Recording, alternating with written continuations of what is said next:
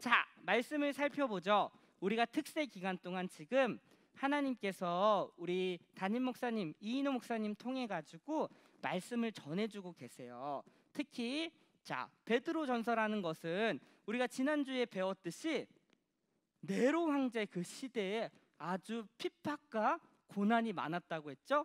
예수님을 믿는다라는 이유 하나만으로도 잡혀가고 또 맞고 심지어 칼로 죽임을 당하는 이런 안타까운 일들이 그 당시에 있었다라는 거예요. 그래서 수많은 예수님을 믿는 사람들이 곳곳에 흩어졌죠. 그런 사람들을 위로하기 위해서 베드로는 이 베드로 전서를 썼다라고 했어요. 그래서 베드로 전서를 쓴 이유는 고난과 핍박 속에 있는 그리스도인들을 위로하고 격려하기 위하여서 썼다고 했습니다. 누가요? 베드로가, 사도 베드로가 그렇게 썼다고 이야기했죠.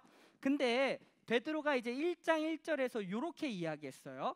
흩어져 있는 나그네, 너희들이 지금 곳곳에 흩어져 있는데 그 흩어져 있는 사람들을 향해서 뭐라고 했냐면 나그네라는 표현을 썼어요. 자, 여기서 나그네라고 쓴 이유는 무엇이냐면 너희들이 이 땅에 사는 것이 잠시 잠깐이다, 이렇게 표현한 거예요. 잠시 잠깐 이 땅에 살지만 우리는 영원한 저 천국에 갈 거다, 지금 이야기하는 거. 이 땅에서의 고난은 잠시 잠깐이고 그리고 이 땅이 지나면 우리는 영원한 천국으로 갈 거다라는 그런 의미에서 그들의 정체성에 대해서 나그네라는 표현을 쓰고 있는 거예요. 마찬가지예요. 우리 친구들도 지금은 이 땅에 살고 있지만은 우리도 결국에는 저 영원한 천국, 그 하나님의 나라로 가게 되어 있어요. 여러분 아시겠지만은 우리가 많이 살면은 100살까지 살 수 있어요. 근데요, 100살에 비하면 영원과 100살을 비교하면은 100살은 아무것도 아닙니다. 목사님 100살은 진짜 많은 것 같은데요, 긴 것 같아요. 그렇게 느껴질 수 있지만 영원이라는 것과 100살을 비교하면 아무것도 아니에요. 여러분 학교에서 숫자 무한대라는 거 배워봤어요? 어떤 표시죠? 그쵸? 제일 많은 숫자 표시는 요렇게 해요. 팔을 요렇게, 그렇지, 팔을 옆으로 뉘은 거를 우리가 무한대라고 하는데 100, 1000, 만, 엄청 많아 보이지만 그것과 무한대랑 비교하면은 100, 1000만은 아무것도 아니라는 거예요. 마찬가지로 영원과 100년을 비교하면은 정말 짧은, 아주 잠시 잠깐이라는 것이죠. 그렇게 베드로는요, 그렇죠, 영원한 천국에 가면 우리는 영원히 죽지 않고 사는 거예요. 근데 이 땅에서는 우리가 잠시 잠깐 사는 거라고 했죠. 그래서 베드로는 그렇게 흩어져 있는 나그네 예수님을 믿는 자들에게 향하여서 이야기하고 있는 거예요. 힘내고 우리 같이 이 어려움을 이겨내보자 라고 격려하고 있는 거죠. 그러면서 1장 2장 걸쳐서 뭐라고 얘기하냐면 그렇게 나그네의 길을 가고 있는 너희, 순례자의 길을 가고 있는 너희들은 구체적으로 이렇게 살아야 된다라는 것을 알려줘요. 너희들의 현장, 곧 너희들이 있는 학교와 가정과 그리고 여러분이 있는 학원, 그런 여러 가지에서 구체적으로 어떻게 행동하고 살아야 되는지에 대해서 이야기해 주는 것이 이제 베드로 전서인데, 특히 오늘 3장은 바로 아내와 남편에 대해서 이야기하는 거예요. 아니 목사님, 저는 아직 아내가 아니에요. 저는 남편도 아닌데요. 저는 그냥 아기예요. 아기? 아니 저는 지금 초등학생 어린이에요. 학생이에요.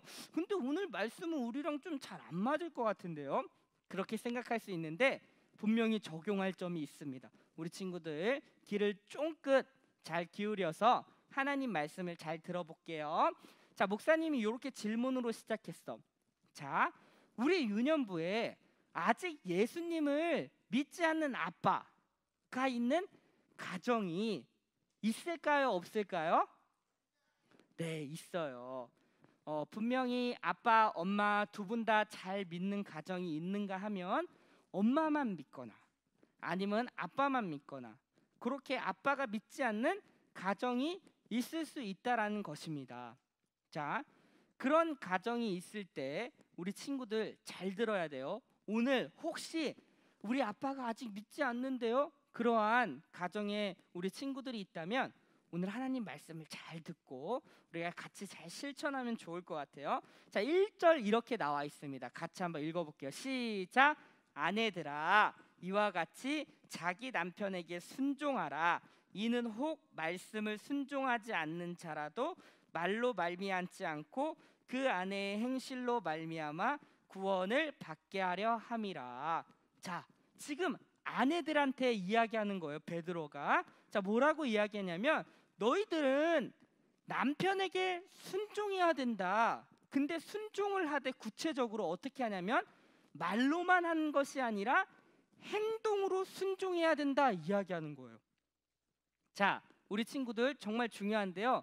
우리 믿는 사람들, 먼저 우리 아내 아니면 우리 친구들이 믿지 않는 아빠를 향해서 아빠, 하나님이 아빠를 너무 사랑해요. 당신을 너무 사랑해. 그리고 당신을 위해서 예수님께서 십자가에 죽어주셨다고 이렇게 우리가 분명히 말로 전달해야 돼요. 하나님이 사랑을, 하나님의 복음을 믿지 않는 아빠 혹은 다른 사람들에게 그렇게 전달하는 거 정말 중요합니다. 하지만 더 중요한 것이 있어요. 뭐냐면 우리의 행동이에요. 하나님께서 당신을 사랑한다라고 이야기했지만 정작 예수님을 믿는 모습이 우리 가운데 나타나지 않는다면은 그러면은 그 말에 어떤 힘이 있을까요? 당연히 힘이 없죠. 목사님은 아내가 있어요. 목사님이 아내한테 얘기해요. 내가 당신을 너무 사랑해. 당신이 너무 좋아. 이렇게 말은 하는데 정작 목사님이 아내에 대해서 행동을 그렇게 하지 않는다면 물 좀 떠와. 귀찮아 죽겠네. 빨리 밥 차려. 배고파 죽겠어. 이런다는 게 아니고 목사님이 만약에 목사님이 아내한테 그렇게 하면은 아내가 목사님을 생각할 때 아유 저것도 목사라 이렇게 생각하겠죠. 그렇죠? 근데 목사님이 말뿐만이 아니라 진짜 행동으로 그렇게 보여준다면은 아내는 어떻게 생각할까요? 역시 우리 남편 예수님을 잘 믿는 그런 남편 너무 좋다 이렇게 생각하겠죠. 목사님 부단히 노력하고 있습니다. 목사님도 이 말씀을 준비하면서 굉장히 부끄러웠어요. 내가 지금 아내한테 말만 하고 있는 것이 아닌가, 그리고 우리 친구들한테로 말만 하고 있는 것이 아닌가. 믿지 않는 내 친구들도, 목사님의 친구들도 있거든요. 말은 그렇게 잘하지만은 정작 행동으로 그렇게 하지 못하는 목사님의 모습을 보면서 굉장히 부끄러웠습니다. 근데요, 우리 친구들, 목사님도 그렇고 우리 친구들도 그렇고 우리 유년부 공동체 모두가 말뿐만이 아니라 말과 함께 뒤에 따라와야 되는 것은 행함이에요. 구체적으로 우리 친구들이 가정에서 엄마 아빠 말씀을 잘 듣고, 그리고 친구들이랑 사이좋게 지내고, 그리고 동생, 오빠, 언니, 형에게 싸우지 않고, 그리고 학교에서 하는 공부도 열심히 하고, 그리고 편식도 하지 말고, 그리고 건강하게 운동도 하고, 그리고 2시간, 3시간 막 유튜브만 보지 말고 책도 읽고 하나님 말씀도 잘 보고, 그리고 암송도 하고 하나님도 찬양하고, 그럴 때 믿지 않는 아빠가 우리 친구들의 모습을 보고 와, 내 아들, 내 딸은 뭔가 다르다. 도대체 어떻게 나한테 이러한 아들, 딸이 나올 수가 있지? 알고 봤더니 내 아들, 딸이 예수님을 믿어서 그런 거구나. 예수님을 믿는 내 딸이랑 내 아들은 뭔가 다르긴 달라. 이렇게 아빠가 생각할 때 비로소 우리가 말한 그 복음과 하나님의 사랑이 힘을 얻기 시작하는 겁니다. 그래서 하나님께서 지금 얘기하는 거, 아내들이여 남편들에게 순종하기를 말로만이 하는 것이 아니라 실질적인 행동으로 하라고 권면, 이야기하고 있다라는 거예요. 그러니까 정리하면 말로만이 아닌 행동으로 우리가 순종해야 되는데, 우리 이 말씀을 한번 읽어볼게요. 시작. 자녀들아 우리가 말과 혀로만 사랑하지 말고 행함과 진실함으로 하자. 뭐래요? 말로만, 이 살아있는 입술로만 하지 말고 진짜 행동, 그리고 진실함, 진실된 마음으로 하라. 지금 이야기하고 있다라는 것입니다. 여러분, 이 말씀이 참 쉽지가 않아요. 우리 사람은 말하는 것에선 굉장히 발달되어 있지만 이 말하는 것을 이 행동으로 지킨다는 것이 말처럼 쉽지는 않습니다. 여기 있는 목사님도요, 말은 굉장히 많이 하잖아, 그치? 근데 그 말한 대로 실제로 살아내기가 정말 힘들어요. 솔직한 고백이에요.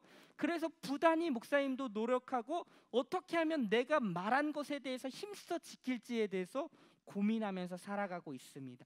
이렇듯이 우리에게 필요한 것은 무엇이냐면 말이 아닌 행함, 진실된 모습이 우리 가운데 필요하다라는 거예요. 자, 그러면서 2절에 이렇게 나와요. 자, 아내들한테 계속 얘기하는 거 읽어볼게요. 시작.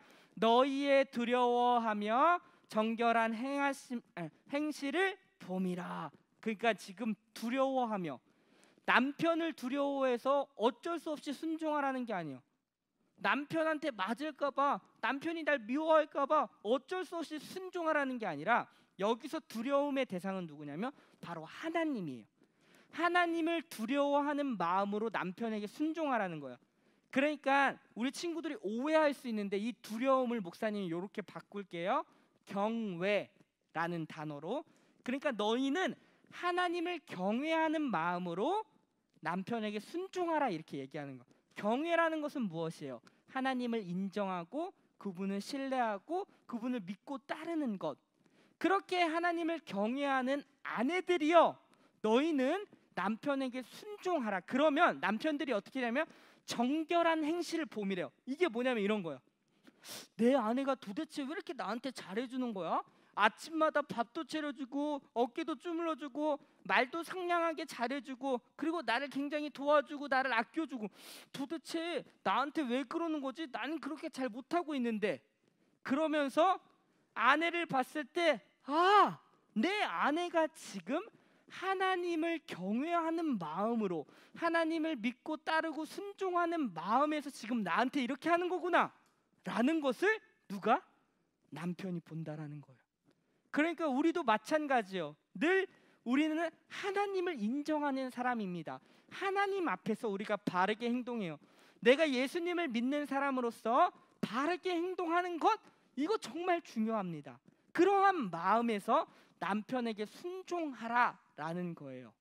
남편이 무서워서 어쩔 수 없이 하는 게 아니라 하나님을 믿고 따르는 자가 당연히 남편에 순종하는 것. 이것이 지금 베드로전서가 이야기하고 있다라는 거예요. 자, 우리 다음 3, 4절에 구체적인 또 다른 내용이 나오는데요. 우리 너무 기니까 빨간색만 읽어볼게요. 시작. 외모로 하지 말고 오직 마음에 숨은 사람을 온유하고 안정한 심령, 그리고 썩지 않을 것으로 하라. 자, 이게 무엇이냐면 그 당시에요, 오늘날은 그렇지 않아요. 그 당시에 여자들은요, 남편의 어떤 하나의 소유물에 불과했어요. 그러니까 남편이 아내를 그냥 막 했어, 막 다루었어. 우리 소유물, 그 핸드폰 막 이렇게 다루듯이 남편이 아내를 그런 식으로, 그 당시 여자들은 그러한 모습이었어요. 오늘날엔 절대 있을 수도 없고 그러한 일이 없죠. 근데 베드로전서 그 시대에는 그랬다라는 거예요. 그래서 남편에게 인정받기 위해서 어떠한 모습을 했냐면 아름다운 모습, 머리를 꾸미고 금을 차고 아름다운 옷을 입어가지고 남편에게 사랑을 받고 인정을 받고 싶어 했어요. 근데 하나님께서는 지금 뭐라고 얘기하냐면 그러한 모습들을 하지 말고 이렇게 얘기하는 거예요. 그러면서 이야기하기를 너희들의 속사람, 숨은 사람은 뭐냐면 속사람이에요. 너희들의 속사람을 어떻게 하냐면은 더욱더 발전시키고 성숙시키길 원한다. 그러니까 외모보다 더 중요한 것은 마음이다 라는 것을 지금 이야기하고 있는 거예요. 이 말씀 들으면 아, 목사님, 그러면 저는 머리도 감지 않고 이도 닦지 않고 세수도 안 하고요, 옷도 대충 입고 이렇게 살아도 되겠네요? 이 말이 아니에요. 우리 친구들 오해하면 안 돼요. 이쁘게 우리 친구들 머리도 단정하게 세수도 잘하고 옷도 단정하게 입어야 돼요. 이것은 정말 중요해요. 하지만 이거보다 더 중요한 것은 무엇이냐면 우리의 내면이라는 거예요. 우리의 마음. 우리의 이 마음을 하나님의 성품으로, 하나님께서 원하시는 모습으로 바꿔가는 것, 변화되는 것, 성숙시키는 것, 이것이 그 어떠한 것보다 중요하다라는 것을 이야기합니다. 자, 우리 친구들에게 질문할게요. 우리 친구들 나중에 커가지고 우리 친구들이 결혼할 때 나는 이쁘고 멋진 사람이랑 결혼할 거예요. 나는요, 마음이 착하고 그리고 하나님의 성품을 가진 사람이랑 결혼할 거예요. 둘 중에 누구랑 결혼할 거예요? 마음. 둘 다 마음. 마음이 그래도 1부도 그랬는데 2부도 마음이 더 많은 것 같아요. 둘 다면 더 좋겠죠? 근데 자, 세상에서요, 우리 이런 얘기가 있어요. 자, 외모는 3년 가지만 마음은 30년 간다, 이렇게 하는 거. 그게 무슨 소리예요? 그러니까 외적인 것은 짧다라는 거예요. 근데 마음은 30년. 그러면서 이제 마음이 더 중요하다라는 것을 우스갯소리로 하는 세상 말이지만 성경에서도 지금 이야기하는 거예요. 우리의 겉모습보다, 외적인 모습보다도 더 중요한 것은 우리의 내면, 우리의 마음이다. 하나님의 성품으로 우리가 자라나야 되고 하나님께서 원하시는 모습으로 우리의 마음이 그렇게 다듬어져야 된다. 아내들이요, 남편에게 대할 때 외적으로 이쁘게 그런 것보다 더 중요한 것은 너희들의 마음, 진짜 하나님의 심령과 하나님의 마음과 그 온유함으로 그렇게 남편들을 대하는 것 필요하다라고 지금 성경이 이야기하고 있다라는 거예요. 자, 고린도후서 같이 읽어볼게요. 시작. 그러므로 우리가 낙심하지 아니하노니 우리의 겉사람은 낡어지나 우리의 속사람은 날로 새로워지니라. 아멘. 우리의 겉사람은 결국 부패예요. 목사님도 마냥 안 늙을 줄 알았어. 마냥 젊고 그렇게 될 줄 알았는데 목사님이 이제 20살 후반, 30살 중반을 넘어가면서 목사님도 주름이 생기기 막 시작했어. 쭈글쭈글하고. 아, 죄송합니다, 우리 선생님들 앞에서. 근데요, 목사님도 마냥 천년만년 젊게 살 줄 알았는데 점점 나이가, 세월이 지나가면서 목사님의 겉모습은 점점점 이렇게 늙어가는 거예요. 그런데 뭐래요? 우리의 속사람은 뭐예요? 우리의 내면의 깊은 곳에 있는 이 속사람은 날로 새로워지는 거예요. 뭘로? 하나님의 은혜로 말미암아 하나님의 성품으로 변화되고 하나님께서 원하시는, 예수님이 행하신 그런 모습들이 우리 내면 곳에 그렇게 성장되면서 날로 새로워진다라는 거예요. 그리고 이거는 부패하고 썩지 않습니다. 우리 내면의 인격과 성품은요, 썩지 않아요. 우리 겉모습은요, 썩고 부패하지만 내 안에 있는 가치관, 내 안에 있는 하나님의 성품, 우리가 간직하고 있는 그런 내면의 좋은 것들은 영원히 변하지 않고 오히려 더 새롭게 발전되고 성숙한다라는 것을 지금 성경이 이야기하고 있다라는 것입니다. 그러니까 우리 친구들도 동일하게 적용할 수 있어요. 우리가 외모보다 더 신경 써야 될 것은 우리의 내면이다. 그렇다고 외모에 대해서 안 씻고 이빨도 안 닦고 세수하지 않고 옷도 막 대충 입고 이렇게 살라는 말이 아니에요. 늘 단정하게, 또 깨끗하게, 또 세수도 잘하고 이도 잘 닦고 그렇게 해야 되죠. 그러면서 더 중요한 것은 우리의 내면을 매일매일 가꾸고 성장시키는 것, 이보다 중요한 것은 없다.